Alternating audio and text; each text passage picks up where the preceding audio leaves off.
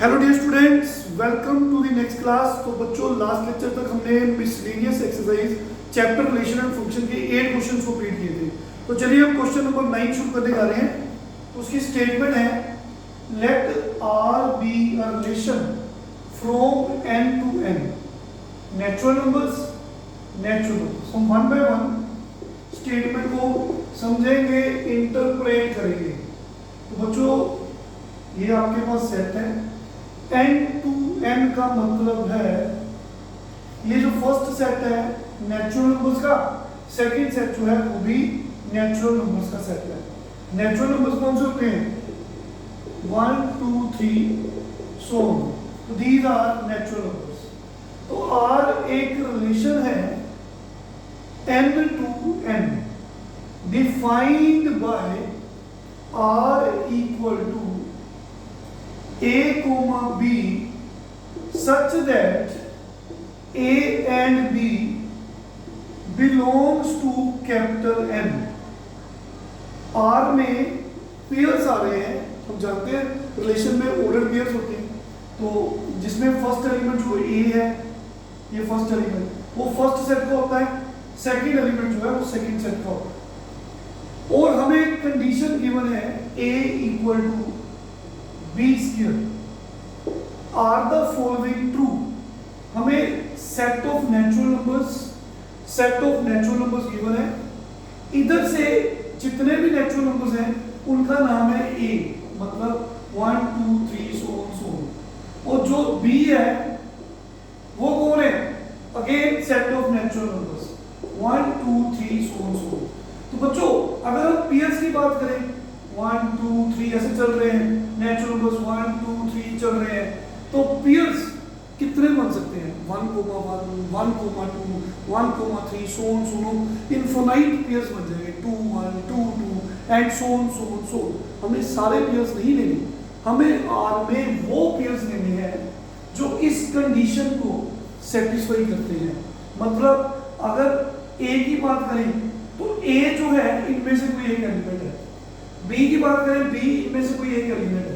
तो बच्चों, इधर से जो एलिमेंट है इधर उसी एलिमेंट से जुड़ेगा जिसमें ए जो है बी स्क्वायर के इक्वल है। लाइक समझाता हूं, जैसे ये 4 है, 4 किससे जुड़ेगा? ये 4 कौन है? ए का एलिमेंट। तो 4 किससे जुड़ेगा? हाँ जी, जो ए है वो बी स्क्वायर के इक्वल है। हाँ जी, 4 किससे जुड़ेगा? 2 से। 4 2, क्योंकि जो a है वो b का स्क्वायर है। इसी तरह से जो 9 है वो किससे जुड़ेगा?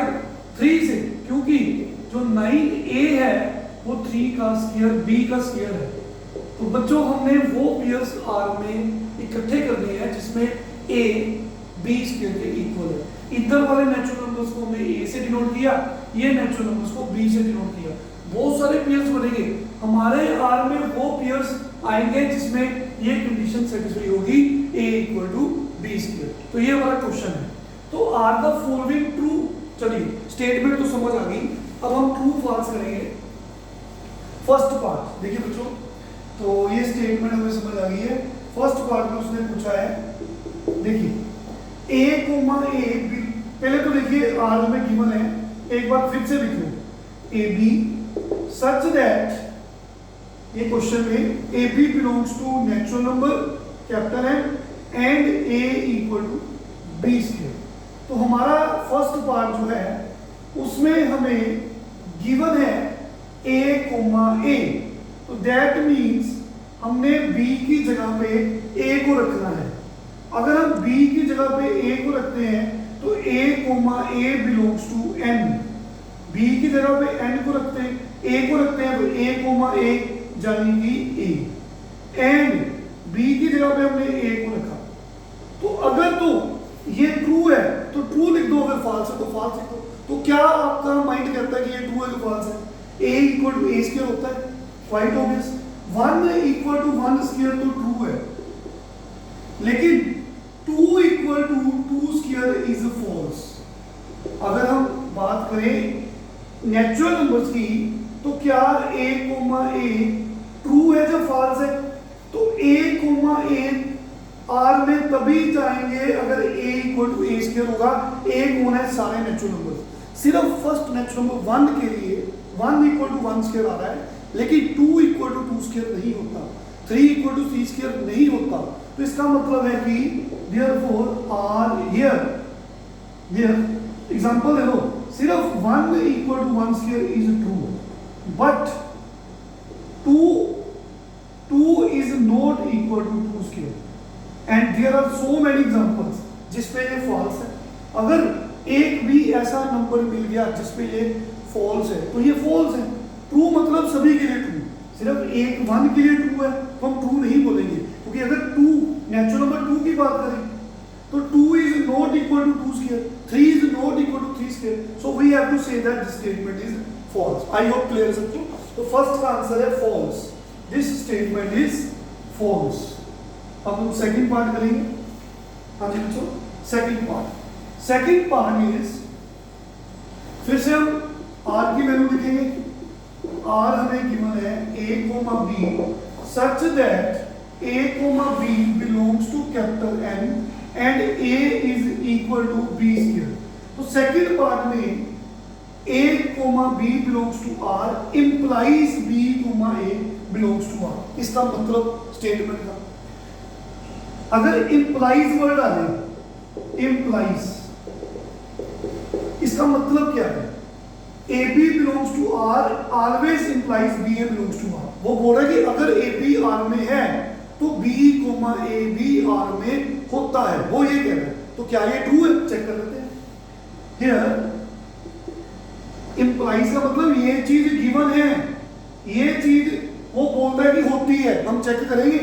implies का मतलब है कि ये चीज गिवन है, given AB belongs to R, तो क्या B, A belongs to R होगा?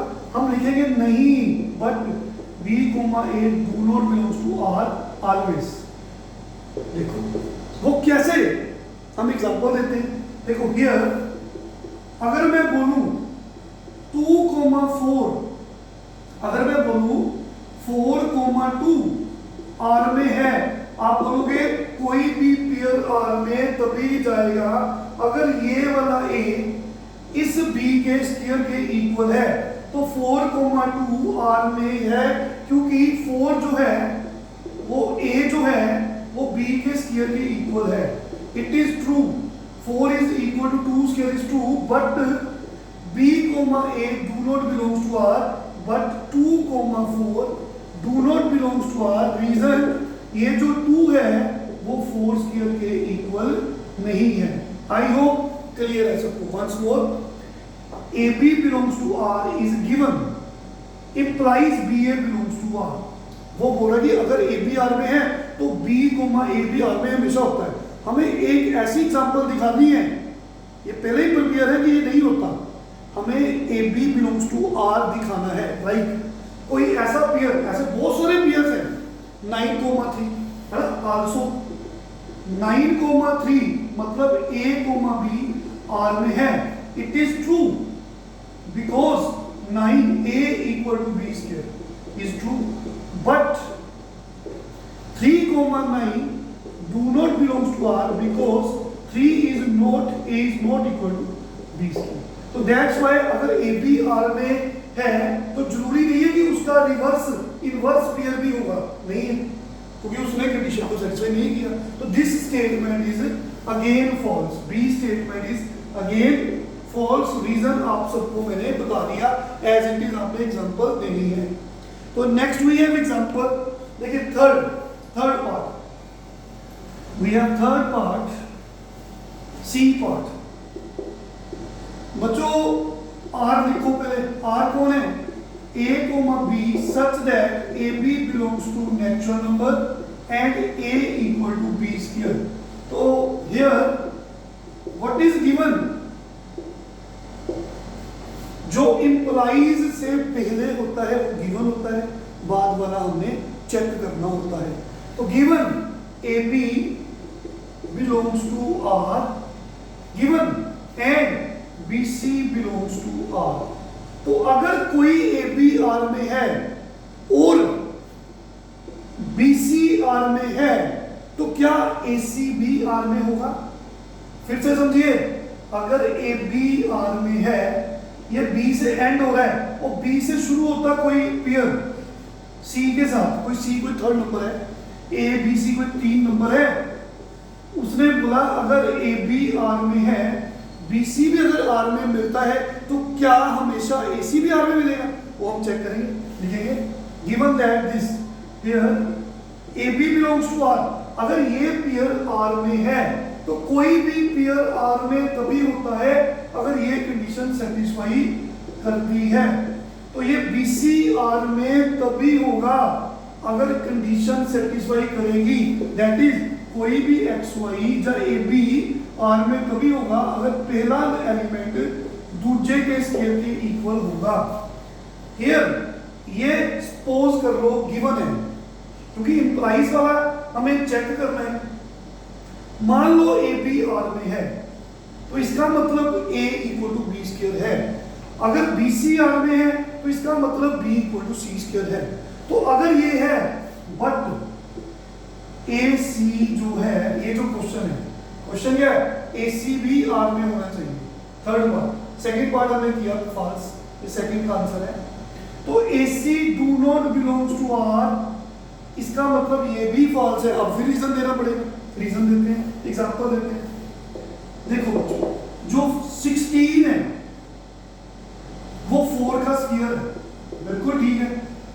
जो 4,2 है वो भी आर में है। देखिए मैंने ए को ले लिया 16, बी को ले लिया 4, सी को ले लिया मैंने 2।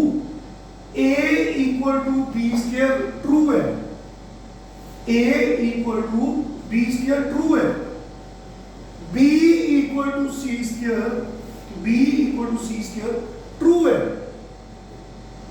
तो क्या ए सी, ए कौन है 16, क्या वो सी स्क्वायर के इक्वल है?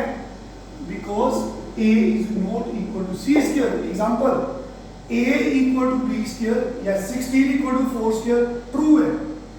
B C 4 equal to 2 square है। A C 16 is not equal to 2 square, 16 4 के इक्वल नहीं होता। तो therefore this third part is also false. तो there are so many examples जिससे आप फॉल्स प्रूव कर सकते हैं, लेकिन एग्जाम्स में थोड़ा सा प्रिपेयर होकर जाना कि हमें कैसे करना है। आई होप क्लियर है? Very very important question. This is question number 9। Now we have question number 10, miscellaneous exercise, relations and functions. Question number 10 बच्चों, ये देखिए हमें एक सेट गिवन है 1 2 3 4, सेट बी गिवन है 1 5 9 11 15 एंड 16।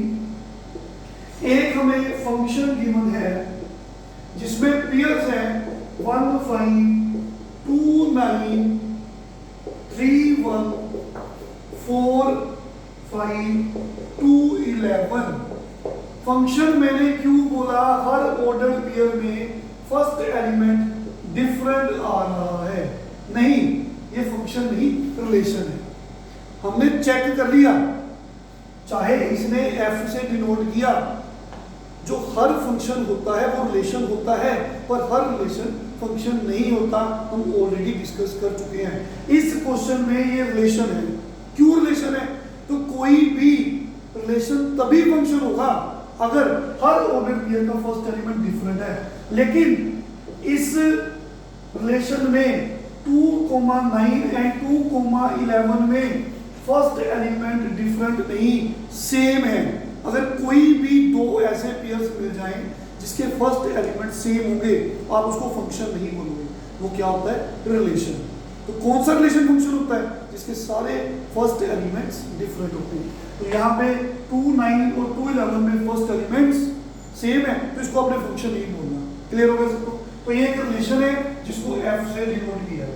तो क्वेश्चन है, are the following true, true false. First part, F is a relation from A to B. First part. तो बच्चों रिलेशन कब होगा उसके लिए हमें ए क्रॉस बी निकालना पड़ेगा। तो ए क्रॉस बी, ए के पास एलिमेंट्स है 1 2 3 4, बी के पास एलिमेंट्स हैं 1 5 9 11 15 16।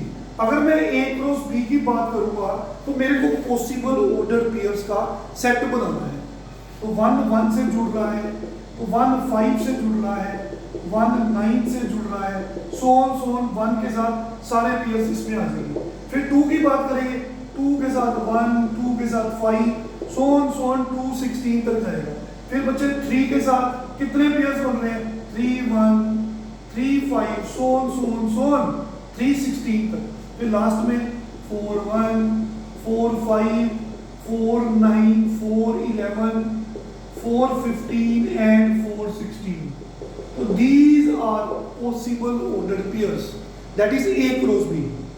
तो बच्चों अगर ये पेयर्स इसके पास हैं, चेक करो, 1 5 A क्रॉस B के पास है, 2 9 A क्रॉस B के पास है, देखो 2 9 है, 3 1 A क्रॉस B के पास है, 4 5 बिल्कुल A क्रॉस B के पास है, 2 11 A क्रॉस B के पास है।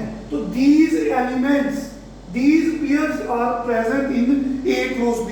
तो हमें कहना पड़ेगा F is subset of A cross B. अगर ये सबसेट है तो यही तो रिलेशन की डेफिनेशन है। कोई भी सबसेट जो होगा A cross B का उसे हम रिलेशन बोलते हैं A to B। तो therefore हमें कहना है F is a relation from A to B। तो हम ये ऑलरेडी डेफिनेशन डिस्कस कर चुके हैं। This is the first part. Second part, क्या ये फंक्शन है? हम इसका आंसर पहले ही आपको बता चुके हैं, एफ रिलेशन है, ये फंक्शन नहीं है। Second part, F is not a function, reason because कोई भी relation, any relation will be function only if all ordered pairs have different first elements। पर यहाँ पे here, but यहाँ पे इस पेयर में और इस पेयर में first elements are same, that's why this relation is not a function। समझ आ गया सबको? Very interesting some important question. Now we have question number 11। हाँ जी बच्चे, question number 11 statement is F be a subset, F be, let F be a subset of Z cross Z defined by F equal to A B comma A plus B where A B belongs to Z, is F a function from Z to Z? Justify your answer। Z means integers। integers कौन से होते हैं? सारे natural numbers ले लो, 0 ले लो, जितने भी natural numbers हैं उनके साथ माइनस का साइन डाल दो, तो दीज आर इंटीजर्स। कोई भी डेसिमल वाला पॉइंट नंबर नहीं आता, तो इंटीजर्स हमें पता है। तो एफ में पेयर्स हैं, पेयर्स एक्स कोमा वाई जहाँ ए बी, लेकिन यहाँ पे पेयर्स में जो फर्स्ट एलिमेंट है वो कौन है? ए मल्टीप्लाई बी, और ए और बी इंटीजर्स है, और सेकेंड एलिमेंट ए प्लस बी है। तो बच्चों अगर मैं A को 2 लेता हूं, B को 3 लेता हूं, तो मेरे पास A मल्टीप्लाई B 6 बनता है। अगर मैं A प्लस B की बात करता हूं तो मेरे पास आंसर 5 आ रहा है। तो एक मैंने पेयर तैयार कर दिया, A और B कुछ इंटीजर्स लिए, जिसमें एक पेयर बन गया AB। AB मतलब 6, और A प्लस B कौन बना? 5। तो ये F का एलिमेंट बन गया, है ना। बट अगर मैं सपोज कर लो A को -2 लेता हूं, B को -3 लेता हूं, तो बच्चों A मल्टीप्लाई B, दोनों को मल्टीप्लाई करो, फिर 6 बना और दोनों को प्लस किया तो दोनों को प्लस किया, -2 -3 -5 बन गया। एंड सेकंड पेयर कौन सा तैयार हो गया, ए बी 6 बना और a प्लस बी -5 बना, ये भी f में चल गया। Here first elements are same, तो डेफिनेशन क्या बोलती है, f कोई ये फंक्शन नहीं है। एक बार फिर समझेंगे तो बच्चे क्या ये फंक्शन है, उसके लिए एग्जांपल दिमाग में रखो, क्योंकि a into B first element है और second element a plus B है। हम जानते हैं दो पॉजिटिव नंबर को मल्टीप्लाई करो, जब दो नेगेटिव नंबर्स को मल्टीप्लाई करो आंसर सेम आता है। तो मैंने a को 2 b को 3 दिया, तो यहाँ पे 6 आ गया, देखिए, और जब इनको प्लस किया यहाँ पे 5 आ गया। लेकिन जैसे ही मैंने दोनों को नेगेटिव किया, तो इंटीजर्स में नेगेटिव नंबर्स भी आते हैं। वैसे बहुत सारे एग्जांपल्स हैं, लेकिन इस एग्जांपल से क्लियर हो गया कि फर्स्ट एलिमेंट सेम आ रहे हैं तो ये फंक्शन नहीं है। तो देयरफॉर हमें कहना पड़ेगा therefore it is not a function. This is question number 11, very interesting sum, very easy question, important question है। Question number 12, last question of this exercise. A एक सेट गिवन है 9 10 11 12 13 और बच्चे f from capital A to N given by defined by Fn equal to the highest prime factor of n, find the range of f। set A ये बता first set, इसके पास elements है 9 10, question में given है और जो rule है f, वो बच्चों a को नेचुरल नंबर से जोड़ रहे हैं 1 2 3 so on। तो fx हम fx बोलते हैं रूल, लेकिन x का काम यहाँ पे n कर रहा है, n x को n बोला, fn इमेज रेंज, fx हम बता चुके हैं, ऐसे होता है ना fx x y, ये डोमेन और y कौन है, रेंज। जो फंक्शन है वो रेंज है, fn रेंज है, तो रेंज कौन है, highest prime factor of n। n कौन है, नेचुरल नंबर्स, ये नेचुरल, ये n है। n क्या है, ये नेचुरल नंबर नहीं, फर्स्ट सेट के एलिमेंट्स है, क्योंकि रेंज किसकी लिखी जाती है, फर्स्ट सेट के एलिमेंट्स की। उसमें कौन है, 9 10 11 12 एंड 13, सिर्फ ये एलिमेंट्स है। अगर हम fn की बात करें, given that it is the highest prime factor of n, अगर हम 9 पुट करें तो 9 highest prime factor of n की जगह पे मैंने 9 पुट किया, तो 9 का हाईएस्ट प्राइम फैक्टर, 9 के प्राइम फैक्टर्स कौन से होते हैं, 3 into 3, तो हाईएस्ट कौन है दोनों में, 3 और 3 में हाईएस्ट कौन है, तो 3, f9 3, मतलब इसकी रेंज ये 3 से जुड़ गया। आई होप क्लियर सबको। फिर 10 की बात है, 10 की इमेज देखनी है, मतलब हमें हाईएस्ट प्राइम फैक्टर 10 का चाहिए। तो 10 के प्राइम फैक्टर्स कौन से हैं, 2 into 5, तो ये प्राइम फैक्टर्स है, इनमें हाईएस्ट कौन है, 5। इसका आंसर कितना आ गया, f10 का आंसर बच्चों 5 आ गया। तो 10 किसे जुड़ा, इधर 5 भी तो होगा नेचुरल नंबर में। फिर वाली किसकी है, 11 की।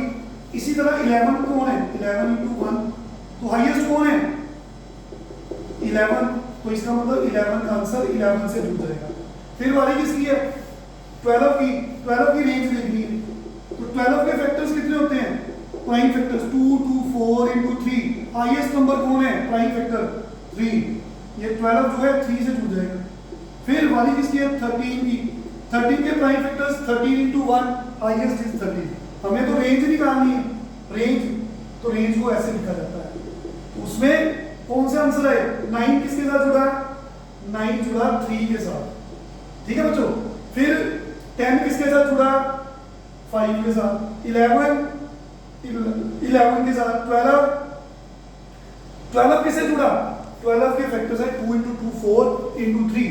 12 के फैक्टर्स कौन से हैं, ये लिखे, तो हाईएस्ट 3, तो 12 3 से जुड़ा, 3 तो हम लिख चुके हैं, बार बार थोड़ी लिखना है, 1330 से जुड़ा।